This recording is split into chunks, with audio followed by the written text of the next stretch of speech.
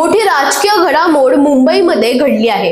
मराठी चित्रपट सृष्टीतील 3 प्रसिद्ध कलाकारांनी महाराष्ट्र नवनिर्माण सेनामध्ये प्रवेश केला आहे। अभिनेता भरत जाधव, पुष्कर श्रोत्री आणि दिग्दर्शक केदार शिंदे यांनी मनसे प्रमुख राज ठाकरे यांच्या उपस्थितीत शिवतीर्थ या निवासस्थानी पक्षाचे सभासदत्व स्वीकारले। यावेळी भरत दाभोळकर, मनसे चित्रपट सेनेचे अध्यक्ष अमय खोपकर आणि नेत्या शालिनी ठाकरे देखील उपस्थित होत्या। मनसेच्या 20व्या वर्धापन दिनानंतर राज्यभर सदस्य नोंदणी मोहीम सुरू करण्यात आली आहे। या मोहिमेला कलाकारांच्या प्रवेशामुळे अधिक गती मिळण्याची शक्यता व्यक्त केली जात आहे।